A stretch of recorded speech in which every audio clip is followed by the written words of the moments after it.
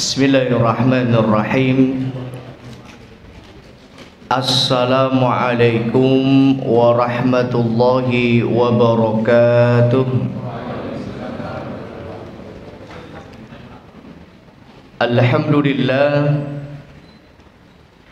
Alhamdulillahi rabbil alamin. Wassalatu wassalamu ala ashrafil anbiya'i wal mursalin, Nabiyyina wa sayyidina Muhammadin wa ala alihi wa ashabihi ajma'in, amma ba'd. Ibu-ibu, bapak-bapak, adik-adik, mas-mas, mbak-mbak, ikhwan wa akhwat fillah, rahimani wa rahimakumullah. Semoga Allah senantiasa memberikan hidayah, rahmat dan taufiknya kepada kita semuanya. Amin ya rabbal alamin. Alhamdulillah, kita bersyukur kepada Allah.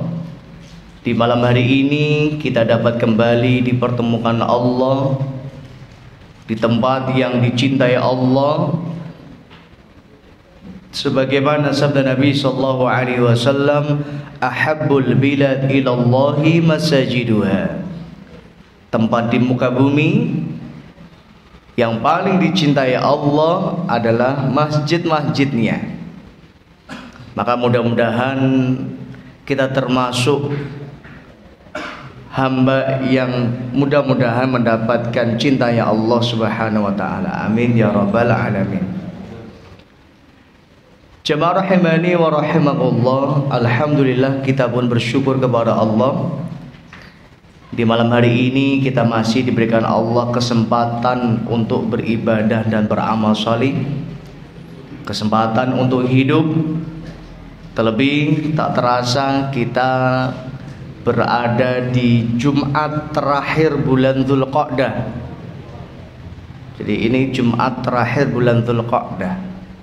Pekan depan kita sudah masuk tanggal 1 Dzulhijjah. Jadi Jumat depan sudah 1 Dzulhijjah. Ya Allah, begitu cepat waktu berlalu.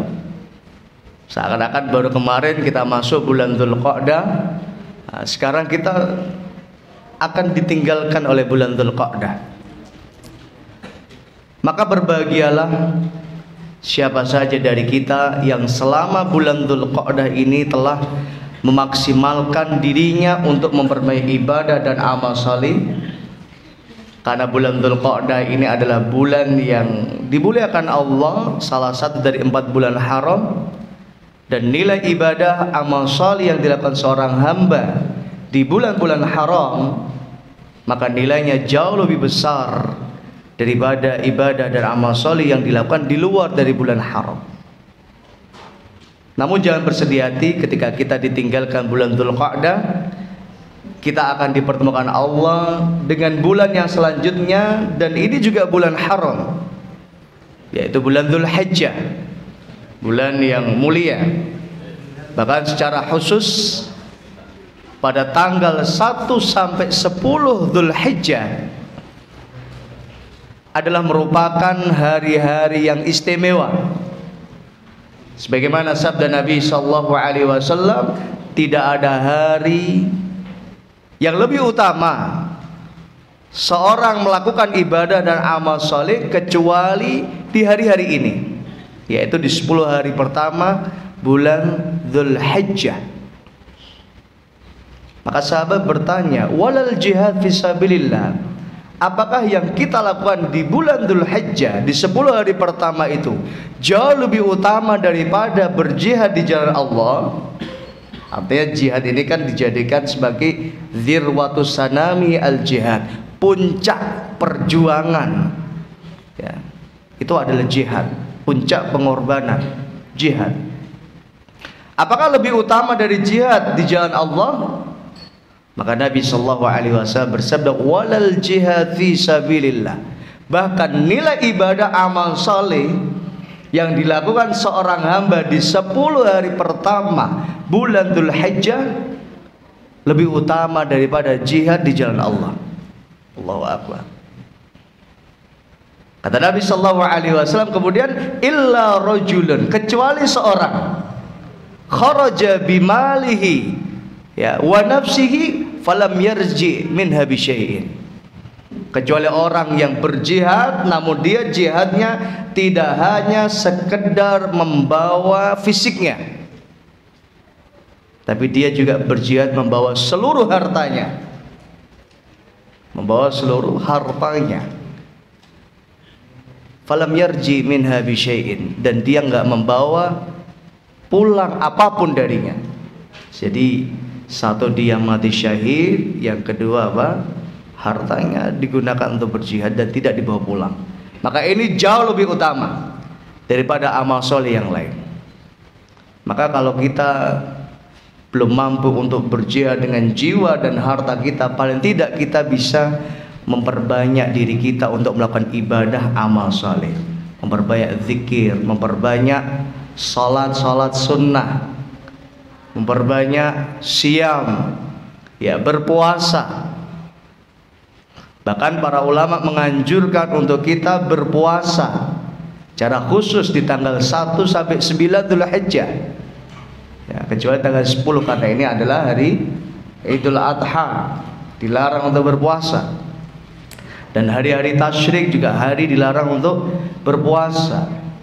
Karena Nabi sallallahu alaihi wasallam bersabda, ayyamut tasyrik ayyamul akli wasyurbi wa dzikrillah. Hari-hari tasyrik adalah hari-hari untuk makan dan minum dan berzikir kepada Allah Subhanahu wa taala. Maka mudah-mudahan kita termasuk hambanya yang Allah berikan nikmat untuk nanti kita bisa berjumpa dengan bulan Dzulhijjah secara khusus di 10 hari pertama bulan Dzulhijjah. Amin ya rabbal alamin. Jamaah rahimani wa rahimakumullah, dan tak lupa kita doakan semoga kerabat kita, keluarga kita, saudara kita, teman, sahabat kita maupun tetangga kita yang saat ini sedang sakit, semoga segera disembuhkan Allah Subhanahu wa taala, sehat sedia kala dan dapat kumpul kembali dengan kita semua. Dan cara khusus mudah-mudahan kita termasuk hambanya yang disehatkan Allah selalu, yang kita dapat memaksimalkan nikmat sehat ini untuk kita bisa lebih taat dan menunjukkan ya ketundukan, kepatuhan, ketaatan kita kepada Allah Subhanahu wa taala. Amin ya rabbal alamin.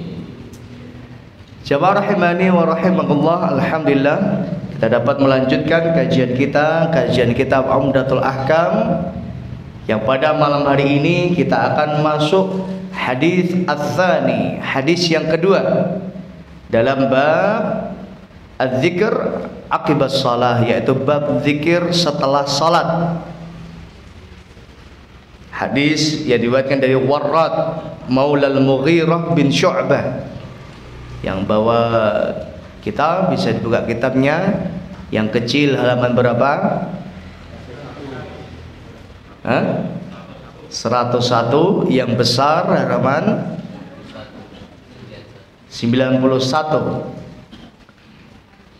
atau yang apa itu syarah ya, terjemahan itu ya, halaman berapa itu? 405. Oh ya, 405. Silakan. Sebagaimana biasa, sebelum kita mulai, mari kita awali dan buka kajian kita pada malam hari ini dengan kita baca basmalah. Bismillahirrahmanirrahim.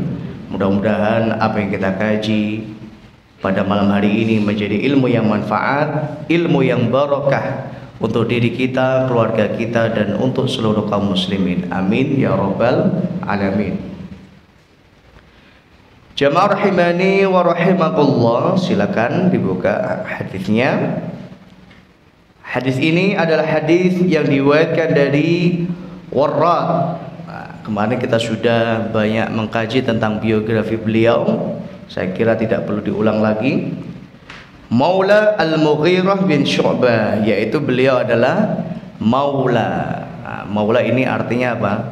Pembantu, ya, pembantu.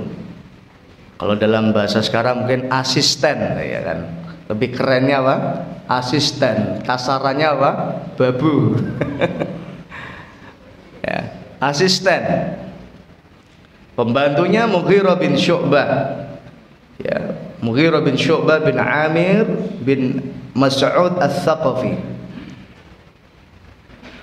Beliau berkata, Warrad berkata, amla alayya al-Mughirah bin Syu'bah. Suatu saat Mughirah bin Syu'bah pernah mengimla diriku, yaitu apa? Mendikte, didikte supaya apa? Menulis apa yang dikatakan oleh Mughirah bin Syu'bah. Fi kitabin ila Muawiyah, yaitu didikte oleh Mughirah bin Syu'bah. Jadi Warrad didikte oleh Mughirah bin Syu'bah untuk membuat kitabah, tulisan atau secara kertas yang berisi tulisan ila Muawiyah, yang nantinya tulisan ini akan dikirimkan kepada Muawiyah bin Abi Sufyan radhiyallahu taala anhu. Apa isi dari tulisan tersebut? Isi dari tulisan yang ditulis oleh Warrad, anna Nabiyya sallallahu alaihi wasallam kana yaqul fi duburi kulli salatin maktubah.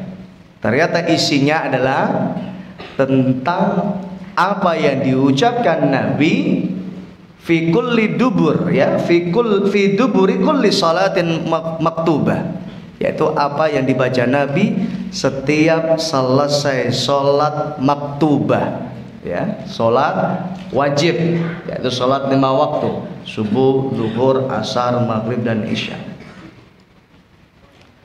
Sekalipun hadis ini, ya, zikir ini nanti tidak menjadi zikir yang mustaqil, ya. Jadi yang kita amalkan tidak hanya ini, karena sebagaimana yang sering saya sampaikan bahwa hadis itu saling berkaitan satu dengan sama lainnya, ya, sehingga apa? Masih banyak zikir-zikir yang lain yang bisa juga kita amalkan, yang kita bisa baca setiap selesai sholat. Apa isi zikir yang selalu dirutinkan Nabi Sallallahu Alaihi Wasallam setiap selesai sholat maktubah? Yaitu zikir la ilaha illallah wahdahu la syarikalah lahul mulku wa lahul hamdu wa huwa ala kulli syai'in qadir. Allahumma la mani'a lima a'taita wa la mu'tiya lima mana'ta wa la yanfa'u dzal jaddi minkal jadd. Ini mudah-mudahan semuanya sudah hafal, ya, dan saya yakin insyaallah semuanya sudah hafal,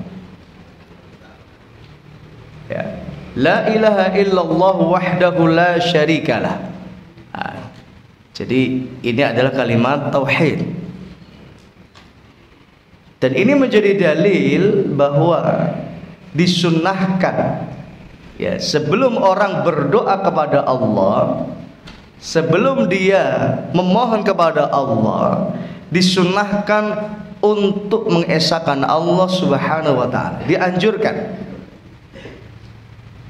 Sebagaimana ketika kita salat di dalam surah Al-Fatihah juga Allah mengajarkan, sebelum kita berdoa kepada Allah, ya, dianjurkan untuk kita memuji Allah Subhanahu wa taala terlebih dahulu.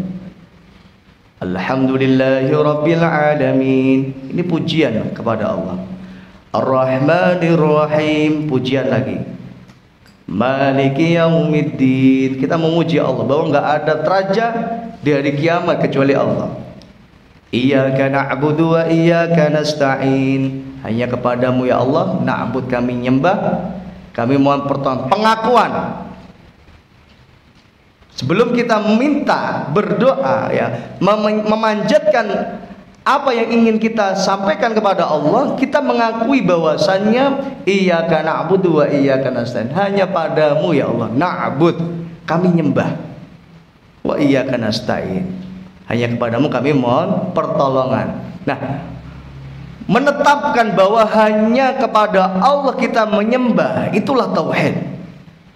Maka ini juga la ilaha illallah, menetapkan bahwa tidak ada Tuhan kecuali Allah Subhanahu wa taala.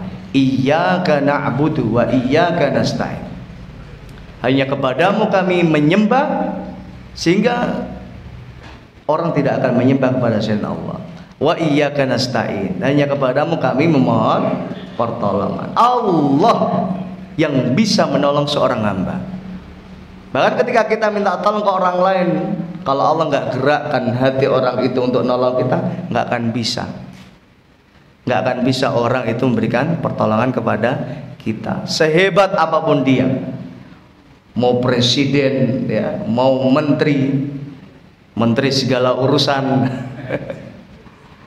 mau kapolri, mau jenderal, ya, mau gubernur, mau wali kota, mau bupati, mau pak camat, mau kepala desa, nggak akan bisa nolong kita kecuali Allah yang mengizinkan. Cuma kadang-kala orang lupa, dan kadang-kala mereka lupa, seakan-akan mereka maha segalanya. Ngene iki nek ora tak tangani ya ora iso. Ngene iki nek ora tak bantu ya ora iso ngene iki. Wah, sombong amat gitu kan. Sombong banget gitu. Lupa kalau apa? Iyyaka na'budu wa iyyaka nasta'in. Hanya Allah yang dapat memberikan pertolongan. Sehingga orang dapat menolong kita pun karena Allah gerakkan mereka, orang-orang itu untuk menolong kita. Kalau Allah nggak gerakkan, nggak akan bisa. Ihdinas siratal mustaqim. Ini baru apa? Panjatan, permintaan. Siratal ladzina an'amta sampai akhir. Jadi seakan-akan ini sebuah pelajaran sebelum kita berdoa, meminta kepada Allah, kita memuji Allah, mengagungkan Allah, mengesahkan Allah. Sekalipun Allah tahu apa yang kita lakukan. Apa yang kita lakukan ini sebenarnya sudah benar-benar mengagungkan Allah atau enggak, mengesahkan Allah atau enggak. Kita ini benar-benar bertauhid kepada Allah atau tidak, Allah tahu. Tapi ini adalah sebuah penetapan kepada menetapkan diri kita bahwa hanya Allah satu-satunya zat yang dapat memberikan pertolongan. Allahu Akbar.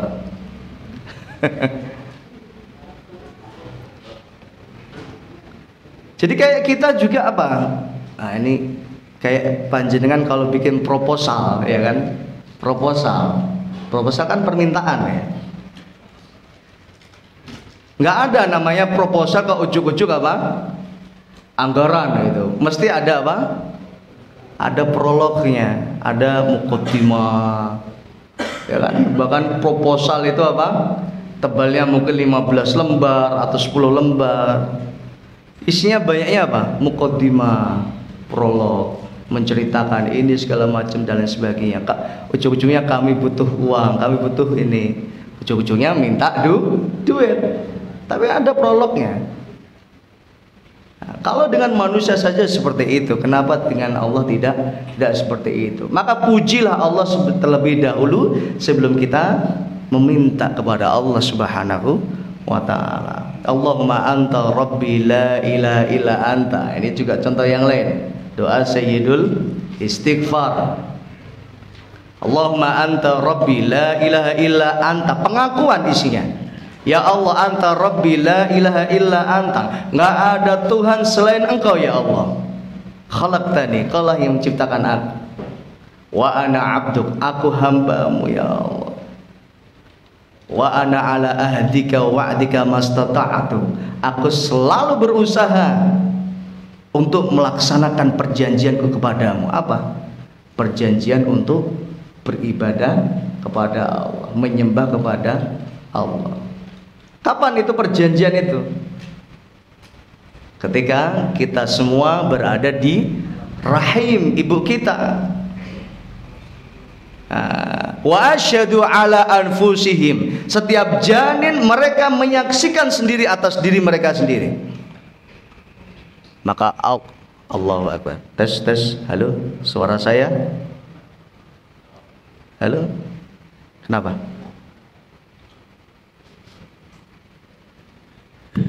Ya. wa asyhadu ala anfusihim. Jadi setiap janin menyaksikan sendiri tentang keesaan Allah, kemahakuasaan Allah, bahwa Allah lah Tuhan satu-satunya yang berhak untuk disembah. Alastu bi rabbikum. Maka Allah bertanya kepada setiap janin, alastu bi rabbikum, bukankah aku adalah Tuhan kalian? Maka setiap janin mengatakan, qalu bala syahidna, benar kami menyaksikan sendiri bahwa engkau adalah Tuhan kami. Allahu akbar. Coba kadang-kala orang lupa, loh kok iso lu lalir lah, wong kita makan kemarin, kita makan apa aja kadang lupa kok. Itu manusia, tempatnya lupa. Maka Allah utus para nabi dan rasul untuk mengingatkan, mubasyirina wa mundzirin. Jadi tidaklah Allah mengutus para nabi dan rasul kecuali tugasnya adalah mubasyirina wa mundzirin, menyampaikan kabar gembira agar orang semangat beribadah kepada Allah, taat kepada Allah, wa mundzirin, dan memberikan peringatan, diingatkan selalu oleh para nabi dan rasul. Nah, kalau sudah tidak ada para nabi dan rasul, siapa yang mengingatkan? Para ulama, para sahabat saat itu, para tabi'in, para orang-orang soleh yang mengingatkan umatnya. Jadi diingatkan Allah Subhanahu wa ta'ala.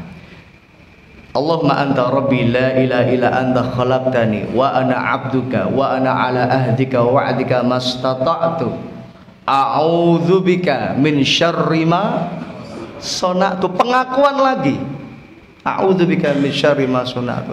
Ya Allah, aku berlindung kepadamu ya Allah, min syarri ma sana'tu, dari segala keburukan yang telah aku lakukan. Jadi ngaku kalau berbuat dosa, berbuat salah, ngaku. Nah, dan itu lebih baik. Kadang-kala ada orang yang merasa nggak berdosa, nggak bersalah, nggak ngaku. Maka sebaik-baik hamba adalah yang mengakui dosa-dosanya di hadapan Allah. Sekalipun tanpa pengakuan, Allah tahu apa yang kita lakukan. A'udzubika min syarri ma sana'tu. Abu ulaka bi ni'matika alayya. Aku mengakui bahwa nikmat-nikmat itu datang dari Engkau ya Allah. Jadi nikmat mata, nikmat lisan, nikmat telinga, nikmat tangan, kaki, jantung, paru-paru, segala tubuh yang Allah berikan ini dengan kesehatannya, dan nikmat harta, nikmat yang lain, nikmat anak, nikmat keluarga, nikmat pasangan. Ini adalah dari Allah Subhanahu. Abu ulaka bi ni'matika alayya, mengakui. Jadi nggak bisa nyangkal orang itu bahwa segala yang diberikan Allah ini adalah darinya, datangnya dari Allah. Wa abu ubi dzambi, mengakui lagi dosa. Wa abu ubi dzambi, aku akui dengan dosa-dosaku ya Allah. Nah, ini termasuk apa? Termasuk syarat agar doa itu ingin dikabulkan Allah. Seorang hamba ini bertobat kepada Allah. Karena dosa ini menjadi sebab doa seorang hamba tidak dikabulkan Allah. Maka kita harus sering muhasabah. Kita selalu berdoa, minta A, minta B, minta C, dan tidak dikabulkan Allah. Karena boleh jadi banyak kesalahan dan dosa yang kita lakukan. Abu ulaka bi ni'matika alayya wa abu bi dzambi, mengakui bahwasanya seorang hamba atau kita ini banyak dosa. Faghfirli, ujung-ujungnya faghfirli. Jadi ada prolognya dulu, ada mukaddimahnya. Faghfirli, baru ya Allah ampuni aku ya Allah. Fa innahu la yaghfiru dzunuba illa anta. Enggak ada yang bisa mengampuni dosa kecuali Engkau ya Allah. Nah, ini adalah adab di dalam berdoa. Nah, ini termasuk zikir kepada Allah. La ilaha illallah wahdahu la syarikalah. Menetapkan bahwasanya tidak ada Tuhan selain Allah. Wahdahu la syarikalah, tidak ada sekutu bagi Allah. Lahul mulku. Lahul mulku. Miliknya apa? Al-mulk, kerajaan, kekuasaan, jabatan, kewenangan, hak prerogatif. Lahul mulku. Sejatinya semuanya adalah milik Allah Subhanahu wa taala. Cuma kadangkala orang lupa, seakan-akan dia berkuasa atas segalanya. Ketika menjadi pemimpin seakan-akan apa? Ya, dia berhak untuk memerintah segalanya tanpa batas. Mau benar mau salah harus ditaati. Ini banyak pemimpin kita yang nggak lulus dengan ujian ini. Jadi menjadi pemimpin itu ujian dari Allah. Dan semuanya akan dimintai pertanggungjawaban oleh Allah. Maka nanti di hari kiamat dalam sebuah hadis qudsi, Allah Subhanahu wa taala berfirman, "Anal Malik, aina mulukud dunya." Jadi nanti di hari kiamat itu Allah berdiri di hadapan seluruh manusia. Dan Allah berfirman, "Anal Malik, akulah raja yang sesungguhnya. Aku yang punya hak prerogatif penuh, akulah yang punya kekuasaan penuh." Aina mulukud dunya, mana raja-raja yang ada di dunia? Mana yang selama ini merasa hebat? Mana Fir'aun? Mana Namrud? Mana orang-orang yang sombong? Mana pemimpin-pemimpin yang zalim, yang kejam, yang merasa atas segalanya? Mana? Aina mulukud dunya. Maka kenapa di dalam surah Al-Fatihah kita selalu diingatkan Maliki yaumiddin, Allah lah raja dari kiamat. Supaya apa? Supaya kita tidak sombong, supaya kita sadar bahwa kita ini nggak punya kuasa penuh ya, kita nggak punya kekuasaan penuh, karena yang punya kekuasaan penuh hanyalah Allah Subhanahu wa ta'ala. Lahul mulku, miliknya kerajaan. Allahumma malikal mulki tu'til mulka mimman tasha wa tanzi'ul mulka mimman tasha wa tu'izzu man tasha wa tudhillu man tasha biyadikal khair innaka ala kulli syai'in qadir. Ini kadang-kala banyak pemimpin yang lupa bahwasanya apa? Menjadi pemimpin itu adalah pemberian dari Allah. Pinjaman kalau bahasa lebih ininya. Karena harta kita ini pinjaman dari Allah. Allahumma malikal mulki, raja di atas raja. Jadi kalau ada kalimat raja, raja di raja, itu Allah aslinya, bukan manusia. Jadi Allah raja di raja. Malikal mulk itu bahasa Arabnya. Tu'til mulka mimman tasya, Allah berikan kerajaan, kekuasaan mimman tasya, kepada orang yang dikehendaki Allah. Orang bisa menjadi pemimpin, bisa menjadi raja, bisa menjadi presiden, gubernur, wali kota, menteri dan lain sebagainya. Itu Allah Subhanahu wa ta'ala yang tu'til mulka mimman tasya, Allah yang memberikan. Cuma kadang-kadang lupa bahwa ini pemberian Allah. Lupa kalau dia ketika jadi pemimpin harus memimpin dengan benar, dengan hukum Allah, dengan syariat Islam. Tultil mulka mimman tasya wa tanzi'ul mulka mimman tasya, Allah ambil kekuasaan kepada orang-orang yang dikehendaki. Sangat mudah bagi Allah. Hari ini jadi pemimpin, besok dijatuhkan oleh Allah. Sangat mungkin. Wa tanzi'ul mulka mimman tasya, kepada orang-orang yang dikehendaki. Wa tu'izzu man tasya, Allah memberikan kekuatan kepada orang-orang yang dikehendaki, berikan kemuliaan kepada orang-orang yang dikehendaki. Wa tudhillu man tasya, sangat mudah bagi Allah untuk menghinakan orang. Sekarang ini kita berada di zaman orang itu apa? Senang pencitraan, ya kan? Kalau di depan kamera, seakan-akan gak ada masalah. Termasuk potret-potret kehidupan rumah tangga artis. Di hadapan kamera apa? Mesra. Ketika nggak ada kamera, balik lagi cakar-cakaran. Depan kamera, balik lagi. Nah ini banyak yang seperti ini, model-model seperti ini masih banyak. Dan ini ujian bagi orang-orang yang beriman. Maka kalaupun kita harus memilih pemimpin, maka kita harus lebih jeli dan selektif. Kita harus tahu siapa yang akan memimpin kita. Jangan asal memilih. Ini termasuk sebentar lagi, tidak apa-apa. Sebentar lagi 2024, ya kan? Allahu Akbar. Wa tu'izzu man tasya wa tudhillu man tasya. Biyadikal khair. Di tanganmu segala kebaikan. Innaka ala kulli syai'in qadir. Ya Allah, Engkaulah yang maha atas segala sesuatu. Nah, ini. La ilaha illallah wahdahu la syarikalah.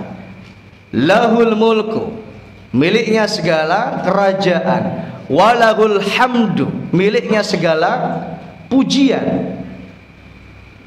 Makanya ketika kita melihat sesuatu yang menakjubkan, apa yang disunahkan untuk diucapkan?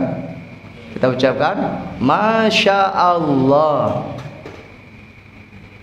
Masya Allah. Itulah apa yang dikehendaki Allah. Orang bikin orang itu ganteng, Masya Allah, ini kehendak Allah. Ada orang cantik, Masya Allah, ini kehendak Allah. Ada orang kaya, Masya Allah, Allah yang membuat dia kaya. Sangat mudah bagi Allah untuk membuat orang kaya, dan sangat mudah bagi Allah untuk membuat orang miskin. Hari ini kaya, nanti malam miskin. Sangat mudah bagi Allah. Maka harus diucapkan Masya Allah, karena semua itu kehendaknya Allah Subhanahu wa ta'ala. Lahul hamdu. Maka ketika ada orang yang memuji kita, atau kita ingin memuji seorang, maka ucapkan Masya Allah. Karena dikhawatirkan nanti orang akan kena ain. Dan ain itu hak, kata Nabi Sallallahu Alaihi Wasallam. Maka ketika kita melihat sesuatu yang menakjubkan, maka ucapkan Masya Allah. Dan gak ada yang berhak dan pantas untuk dipuji kecuali hanyalah Allah Subhanahu wa ta'ala. Alhamdulillah, innal hamda lillah, wa qulil hamdu lillah. Semuanya, segala pujian lillah, hanya milik Allah. Dan yang pantas untuk mendapatkan pujian hanyalah Allah Subhanahu wa ta'ala. Saya sering menyampaikan, nggak ada orang yang kaya, yang ada adalah orang yang merasa kaya dan dianggap kaya. Karena yang maha kaya hanyalah Allah Subhanahu wa ta'ala. Nggak ada orang yang hebat, yang ada adalah orang yang merasa hebat dan dianggap hebat. Karena segala kehebatan hanyalah milik Allah. Dan seterusnya. Maka lahul mulku wa lahul hamdu. Segala pujian hanyalah milik Allah Subhanahu wa ta'ala. Wa huwa ala kulli syai'in qadir. Dialah Allah ala kulli syai'in qadir. Maha mampu untuk melakukan segala sesuatu. Enggak ada yang mustahil bagi Allah. Enggak ada yang mustahil bagi Allah. Dan ini adalah tauhid, ini akidah. Akidah kita harus meyakini bahwa Allah ala kulli syai'in qadir, maha atas segala sesuatu. Karena di antara penyimpangan dalam akidah adalah ada sebagian orang yang meragukan kekuasaan Allah, melakukan sifat-sifat Allah yang telah disebutkan di dalam Al-Quran dan Al-Hadis. Di antara salah satu contoh yang kemarin saya sampaikan di kajian Kamis malam Jumat di Al-Islah atau di kajian Ahad pagi di kitab Minhajul Muslim.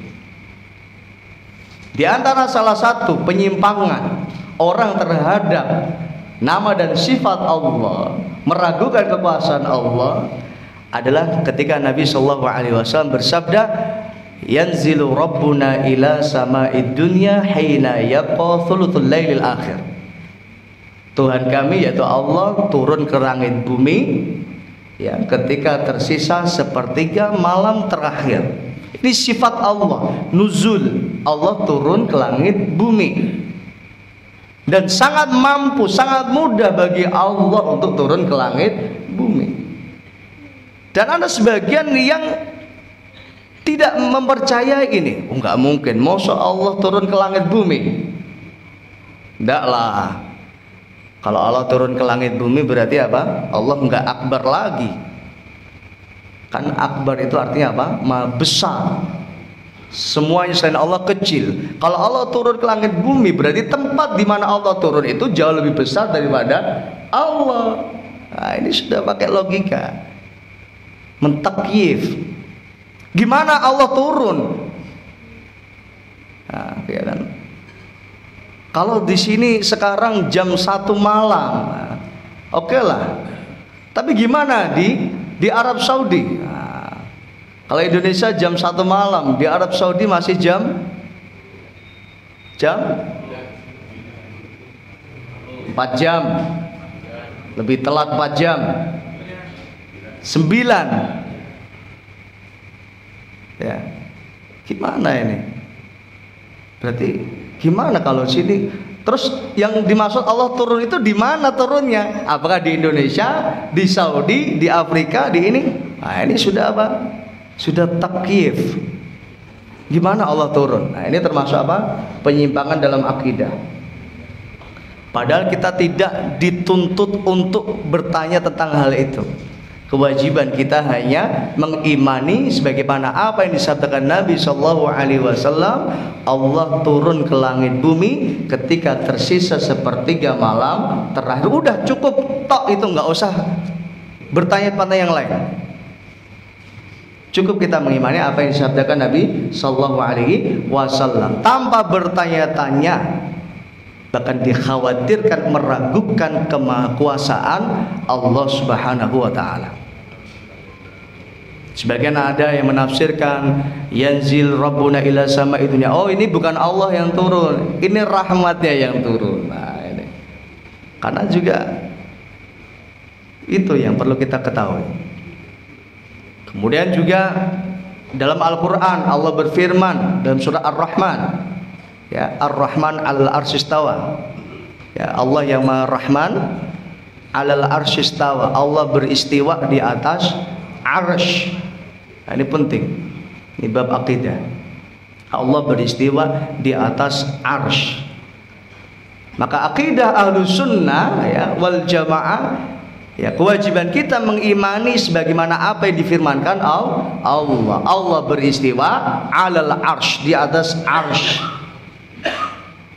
Karena sebagian ada umat Islam yang bertanya-tanya, oh nggak mungkin lah kalau Allah beristiwa di atas arsy, berarti arsy itu jauh lebih besar daripada Allah. Allah nggak butuh tempat gitu. Allah nggak butuh arsy. Kalau arsy itu digunakan istiwa Allah, berarti arsy-nya jauh lebih besar daripada Allah. Ini namanya sudah takyif. Ini sudah apa? Menafikan kemahakuasaan Allah. Padahal kewajiban kita hanya cukup mengimani bahwasanya Allah berfirman Ar-Rahman 'alal arsyis tawa. Allah yang Maha Rahman, Allah beristiwa di atas arsy. Adapun bagaimana istiwanya Allah bukan urusan kita. Kita kembalikan kepada Allah Subhanahu wa Ta'ala. Nah, ini. Maka wa huwa 'ala kulli syai'in qadir. Enggak ada yang mustahil bagi Allah. Karena wa huwa 'ala kulli syai'in qadir, dialah Allah 'ala kulli syai'in qadir, atas segala sesuatu syai'in qadir. Allah maha mampu untuk melakukan segala sesuatu. Enggak ada yang mustahil bagi Allah. Kemudian selanjutnya Allahumma ya Allah. Nah, ini doa. La mani'a lima a'taita. Ini juga termasuk keimanan, tauhid.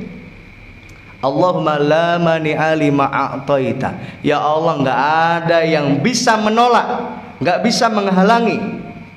Ya, lima a'taita, apa yang telah Engkau berikan. Jadi sekuat apapun orang menghalang-halangi pemberian Allah, nggak akan bisa. Kadang-kala ada orang yang hasad, jangan nggak senang kita dapat nikmat. Jika dia berusaha supaya apa? Kita nggak dapat itu nikmat.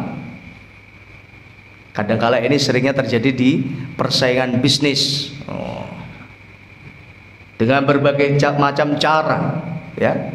Pokoknya jangan sampai kita mendapatkan keuntungan, jangan sampai kita mendapatkan customer, jangan sampai kita mendapatkan pelanggan dengan berbagai cara. Tapi kalau Allah takdirkan itu rizki untuk kita, la mani'a lima a'taita, nggak ada yang bisa menahan apa yang diberikan oleh Allah Subhanahu wa ta'ala. Wala mu'tiya lima mana'ta. Sebaliknya, nggak akan ada orang yang bisa memberikan sesuatu kepada kita apa yang tidak dikehendaki Allah Subhanahu wa ta'ala. Kalau Allah nggak menghendaki, nggak akan bisa. Kalau Allah tidak menghendaki, tidak akan bisa. Wala mu'tiya lima mana'ta. Wala yanfa'u dzal jaddi minkal jadd, dan tidak akan bermanfaat kedudukan. Ya, karena kedudukan yang sesungguhnya hanyalah milik Allah Subhanahu wa ta'ala. Jadi sehebat apapun orang, dia punya kedudukan sehebat apapun dia, tidak akan bisa bermanfaat untuk diri kita kalau tidak diizinkan oleh Allah Subhanahu wa ta'ala. Nah, ini adalah doa atau zikir yang biasa dibaca oleh Nabi sallallahu alaihi wasallam setiap selesai sholat 5 waktu. Summa wafattu ba'da dzalika ala Muawiyah. Maka setelah itu, ya, setelah menulis isi surat tadi, ya, Warrad Maula al-Mughirah bin Syu'bah, yaitu pelayan atau pembantunya Mughirah bin Syu'bah, datang kepada Muawiyah. Wafattu ba'da dzalika ala Muawiyah. Fasami'tuhu ya'murun nas bidzalik. Maka aku mendengar bahwasanya Muawiyah ternyata sama, ya, memerintahkan orang-orang untuk baca doa atau zikir ini, gitu. Berarti apa? Sama apa yang diperintahkan Nabi Shallallahu Alaihi Wasallam, diperintahkan oleh Muawiyah kepada rakyatnya saat itu, kepada para sahabat saat itu. Wa fil lafdin, dalam lafaz yang lain, dalam riwayat yang lain, Muawiyah menambah, ya, menambah isi dari surat tersebut, ya, atau menyampaikan apa yang pernah disampaikan Nabi Shallallahu Alaihi Wasallam, dan itu ditulis di dalam surat tersebut. Wa kana yanha, dan Nabi Shallallahu Alaihi Wasallam melarang kita an qila wa qala, melarang kita untuk qila wa qala. Apa qila wa qala? Bukan qala, bukan ini ya, minuman apa itu? Hah? Beda ya. Qila wa qala. Apa artinya qila wa qala?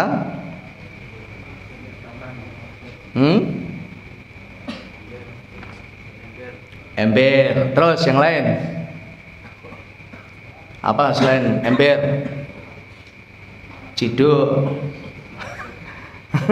Apa qila wa qala? Katanya. Terus? Ya. Jadi qila wa qala itu adalah mudah untuk menyampaikan sesuatu, gampangan. Jadi dapat info langsung di-share, info share, dapat berita langsung diomong-omongkan ke orang, ya, tanpa validasi data, tanpa apa? Memastikan kebenaran berita tersebut. Yang penting di-share. Nah, iso awake dhewe apa sing pertama kali nge-share itu kan. Kadang-kala di WA itu orang berlomba-lomba untuk nge-share. Jangan sampai didahului sama yang lain. Terus pokoknya nggak penting ini benar apa salah. Bahkan sampai dengan bahasa yang halus, ini saya dapat sasaran ini, bagaimana? Gitu kan. Kalau memang belum tahu kebenarannya, nggak usah di-share. Ini termasuk yang diantara perkara yang dilarang Nabi Sallallahu Alaihi Wasallam.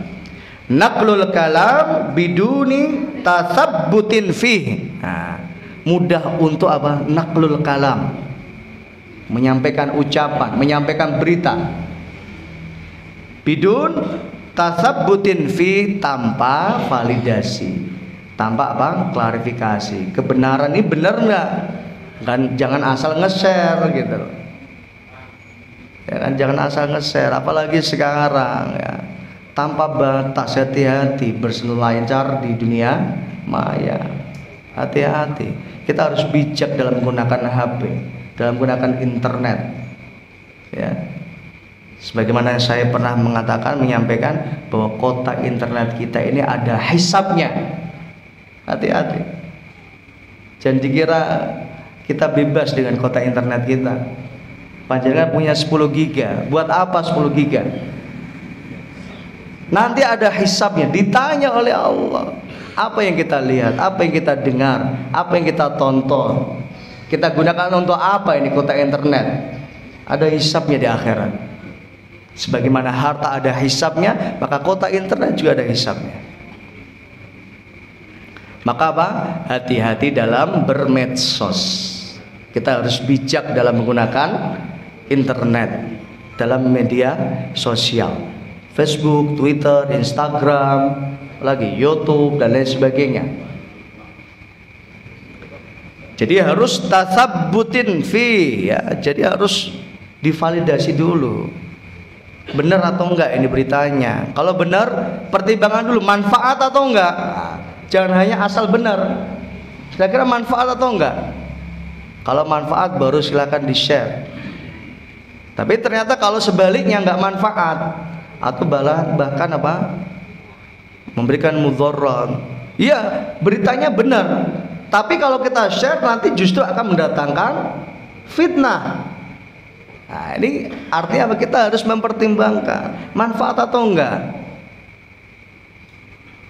Kalau manfaat silakan di-share. Kalau enggak bermanfaat jangan di-share.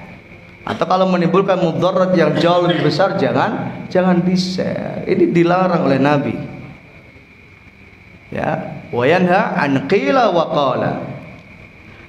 Jadi naqlul kalam biduni tasabbutin fi. Jadi gampang menyampaikan berita tanpa validasi. An la yakuna lil insani hammun illa khawdan fi ma qala an-nas wa qila lahum. Jadi kadang-kala kita mudah menyampaikan sesuatu yang itu bukan menjadi kepentingan kita gitu. Ya. Bukan urusannya kok diurus-urus, ya wes lah. Serahkan segala urusan pada ahlinya. Nggak usah kita sok sibuk, ya, nggak usah sok sibuk. Jadi semuanya punya kepentingan masing-masing. Serahkan pada ahlinya. Hukum serahkan pada ahli hukum. Politik serahkan pada politik. Nggak usah hanyut dalam dunia-dunia yang semacam itu. Nah, ini termasuk qila wa qala. Wa kana yanha an qila wa qala. Kenapa dilarang? Ya, kenapa dilarang qila wa qala? Karena ada dua mudarat. Yang pertama menghabiskan waktu, yang pasti itu. Dan yang kedua berat pertanggungjawaban kita di sisi Allah Subhanahu wa taala. Jadi tidak hanya sekedar urusannya di dunia, bro. Ya, enggak hanya sekedar di dunia. Ini urusan yang jauh lebih berat nanti di akhirat. Pertanggungjawabannya itu loh yang ngeri. Kalau kita nggak siap mempertanggungjawabkan di hadapan Allah nanti, maka jangan. Harus kita lebih berhati-hati. Wa kana yanha an qila wa qala. Kana yanha an qila wa qala. Kemudian yang kedua, wa idha'atil mal. Nabi sallallahu alaihi wasallam melarang kita apa? Idha'atil mal. Idha'ah kalau diartikan secara literal, idha'atil mal apa? Menghilangkan duit. Ya.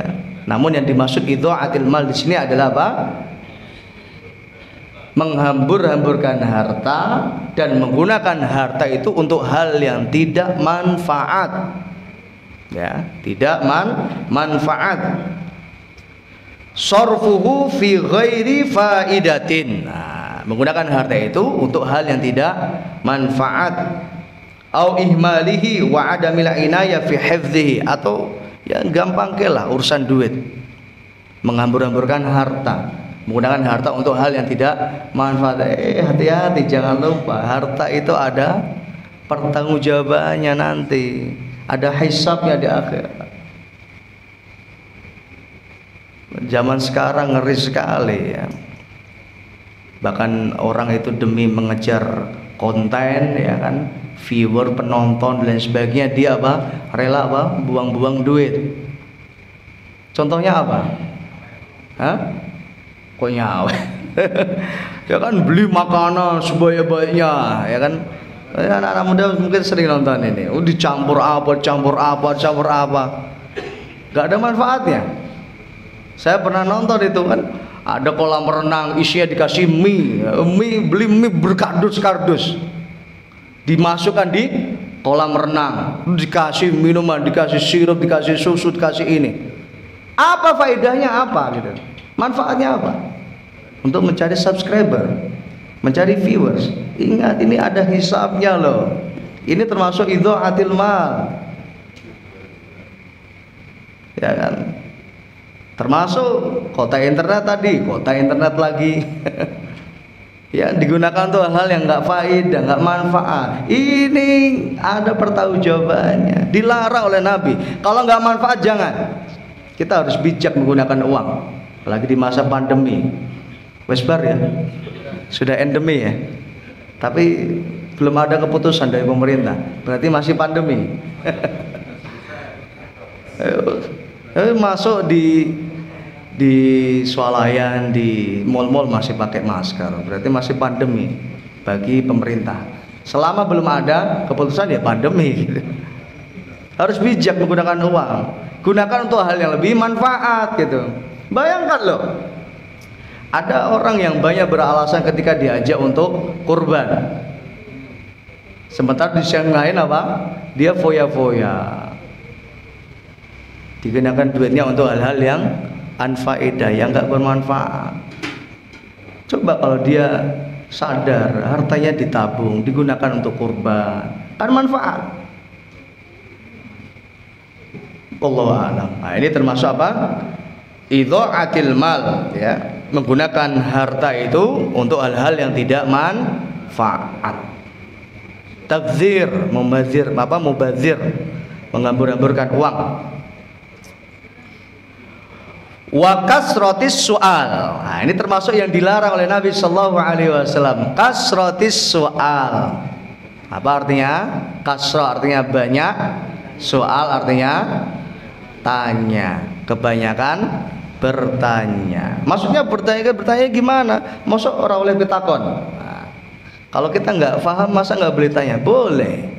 Yang dilarang ini adalah bertanya sesuatu yang tidak mendatangkan manfaat.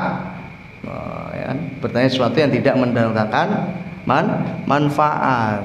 Kayak kemarin, beberapa tahun yang lalu, bumi itu bulat atau lonjong atau datar, atau manfaatnya apa? Kalau bumi bulat, manfaatnya apa? Kalau bumi itu datar, apa manfaatnya untuk diri kita?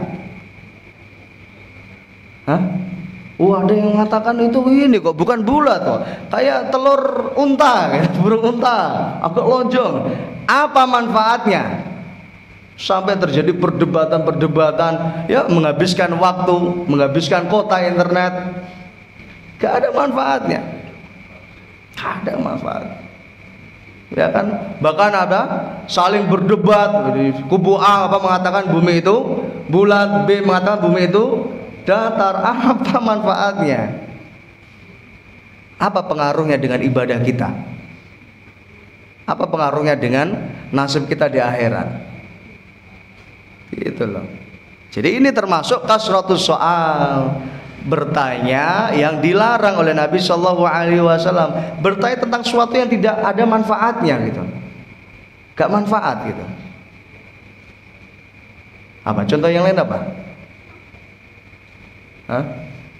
Bertanya sesuatu yang tidak ada manfaat. Manfaatnya apa? Ya banyaklah seperti itu. Jadi ini termasuk kasratis soal. Jadi bertanya yang dilarang adalah bertanya yang la hajata bihi ilaihi, tidak ada kebutuhan, nggak ada manfaat. Ya. Dan bertanya sesuatu yang memang kita benar-benar butuh jawabannya. Ya kan? Butuh jawabannya.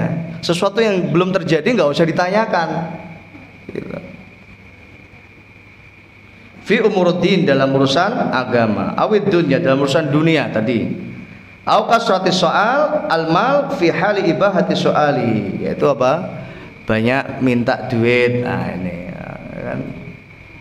Sekarang ini mengemis jadikan mata pencaharian, ya kan? Bahkan apa, ramai itu dulu data pengemis, kalau Ramadan sehari dapat berapa juta gitu. Ya kan, ngeri sekali. Dijadikan mata pencaharian.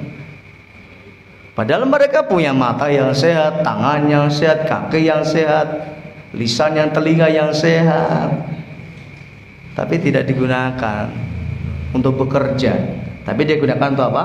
Mengemis. Ini termasuk yang dilarang oleh Nabi Shallallahu Alaihi Wasallam. Soal di sini termasuk apa? Meminta-minta. Termasuk nanti ada manin wahad tadi. Nanti. Ini ada hadis khusus yang berisi ancaman terhadap orang yang menjadikan minta-minta itu sebagai apa? Pekerjaan. Ya. Ya, ada hadis khusus yang menjelaskan tentang bahwa orang yang meminta-minta itu nanti akan diancam oleh Allah Subhanahu wa taala di hari kiamat.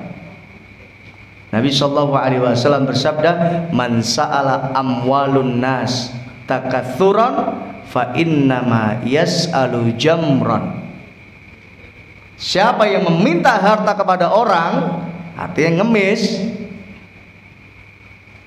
takatsuran, tujuannya, niatnya adalah takatsuran, supaya punya duit banyak. Jadi bukan kebutuhan.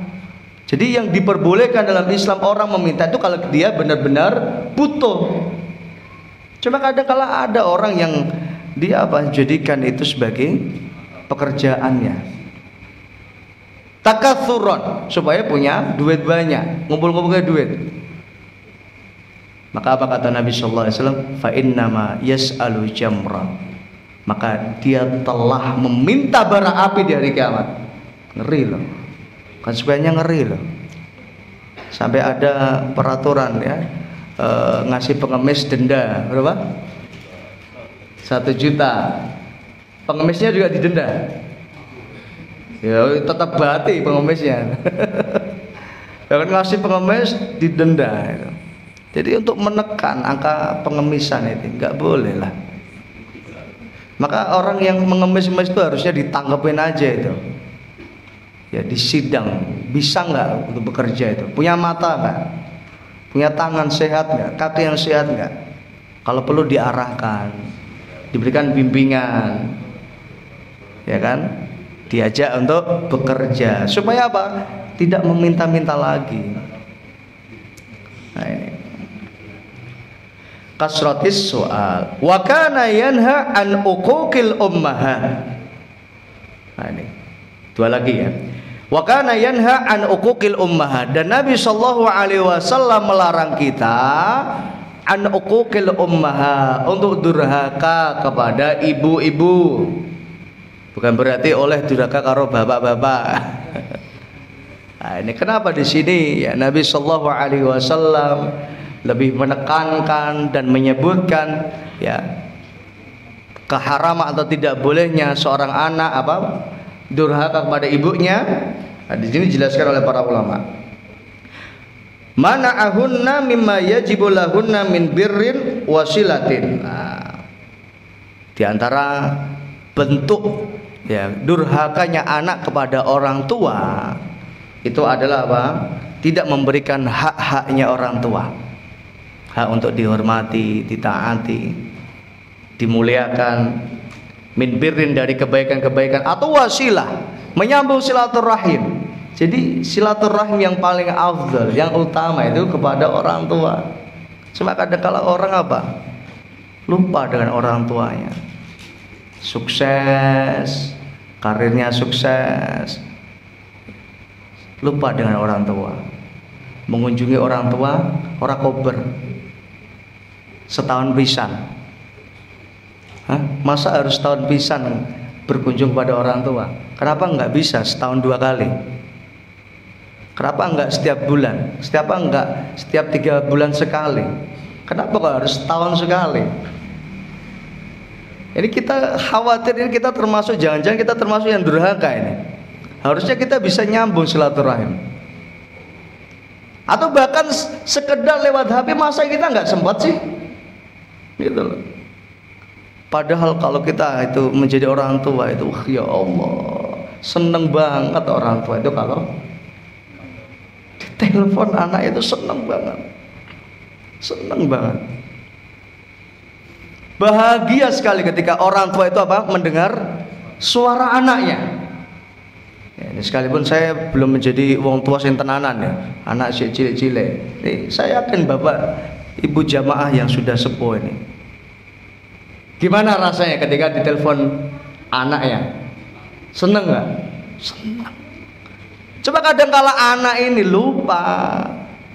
Padahal seutama-utama silaturahim adalah kepada orang tua. Mereka yang paling berhak untuk kita sambung silaturahim. Kadang kalau orang loyal silaturahim dengan orang lain, tapi orang tua sendiri dilupakan. Ini termasuk durhaka. Maka sempatkan untuk berkunjung ke orang tua, mumpung orang tua masih ada. Sempatkan untuk nelpon orang tua, mumpung kita masih bisa mendengar suara orang tua kita.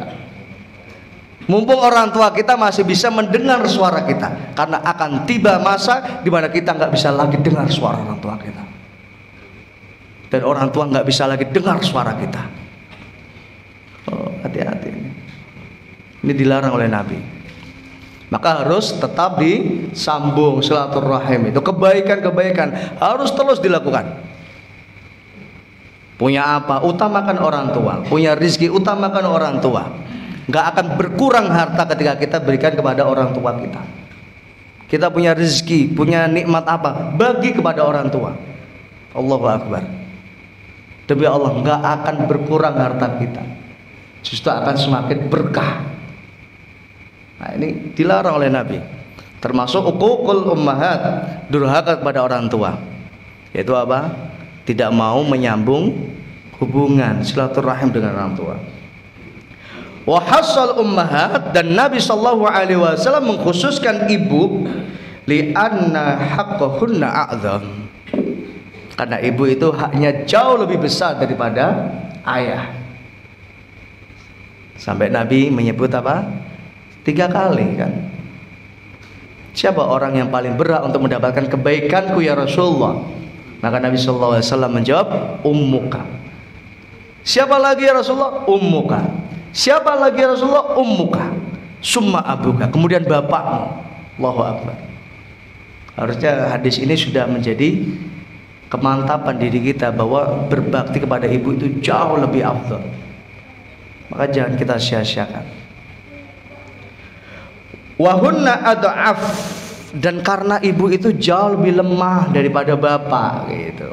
Sekalipun ada ibu-ibu yang strong ya kan. Tapi secara fitrahnya, secara keumuman, seorang wanita itu apa? Jauh lebih lemah daripada laki-laki, daripada bapak. Ibu itu jauh lebih lemah. Dan ibu itu apa? Hatinya apa? Hatinya lembut, nggak tega kalau dia apa? Menyakiti anaknya. Disakiti anaknya diam, itu ibu. Beda dengan bapak. Beda. Ini kan bapak-bapak ini, beda mesti.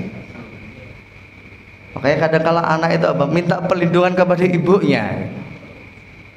Allahu Akbar. Wa hunna adhaf, kata Nabi ya. Jadi karena apa? Kenapa ibu itu jauh lebih berhak untuk kita hormati? Karena ibu itu lemah. Beda dengan bapak, mungkin bapak punya kekuatan lebih kuat dari ibu kita. Karena kekuatan laki-laki dan perempuan juga berbeda.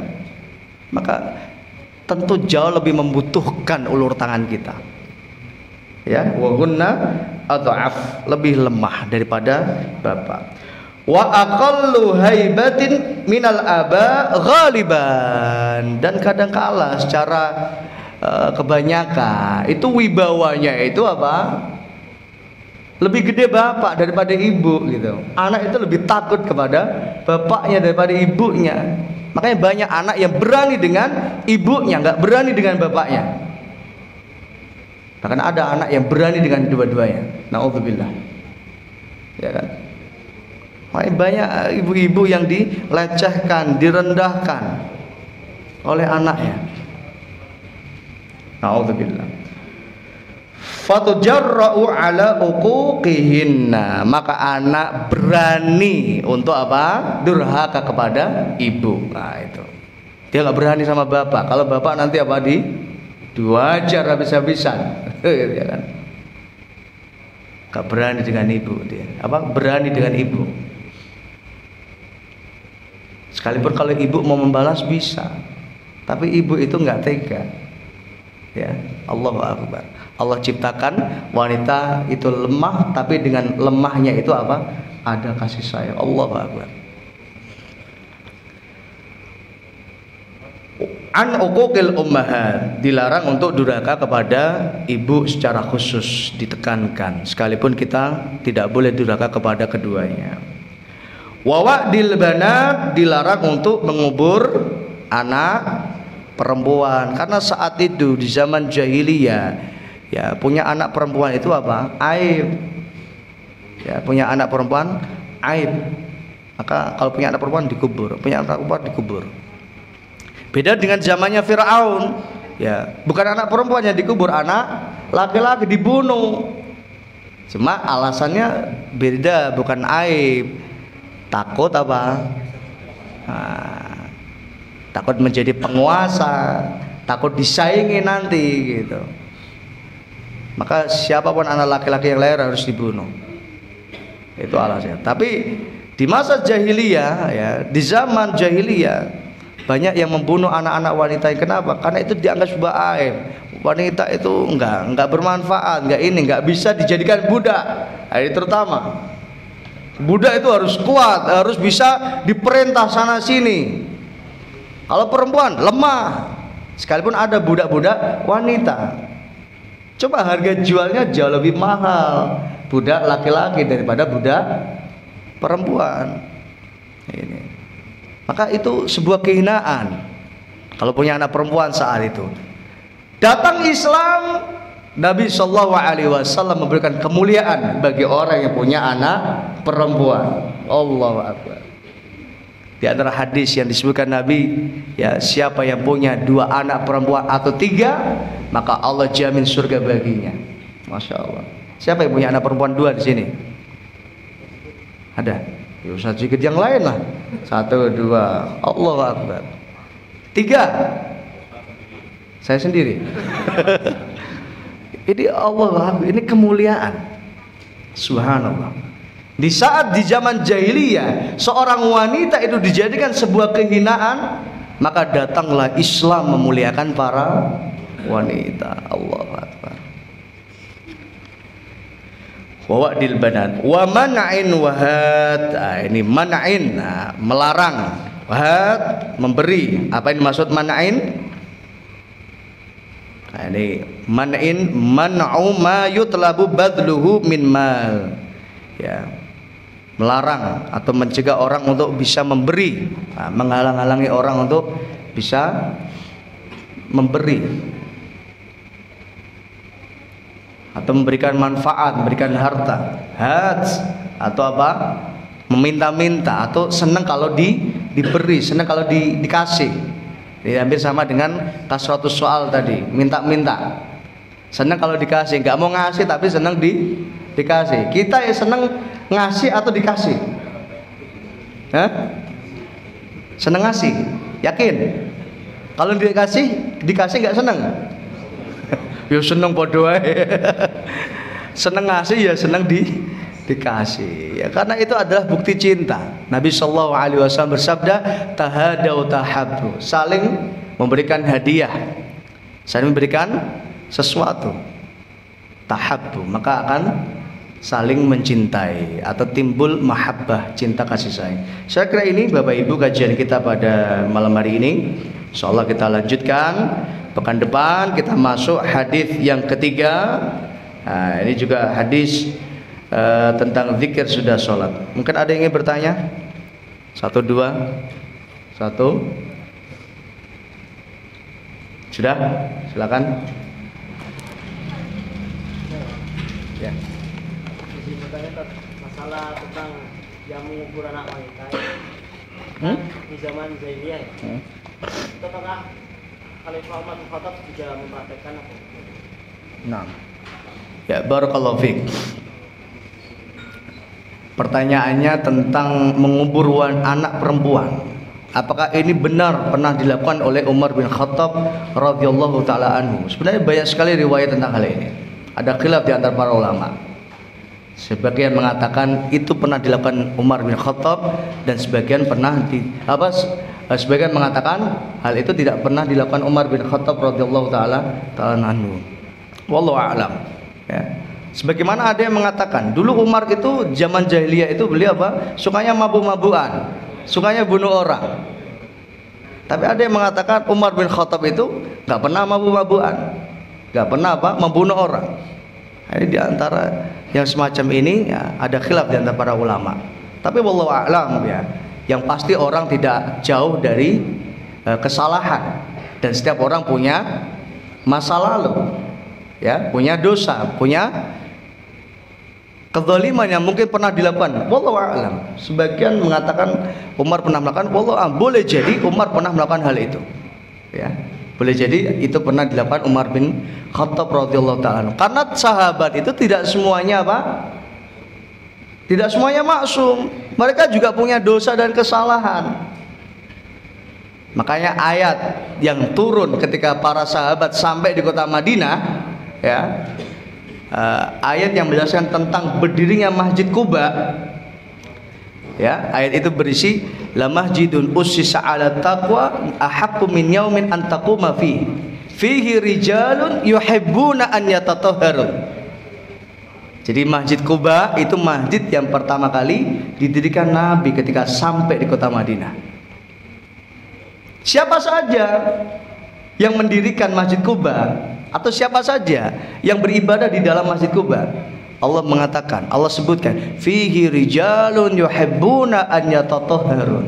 Di dalamnya adalah rijal atau para sahabat atau hamba-hamba Allah yuhibbuna an yatatahharun, yang dimana mereka ingin mensucikan dirinya dari dosa dan kesalahan.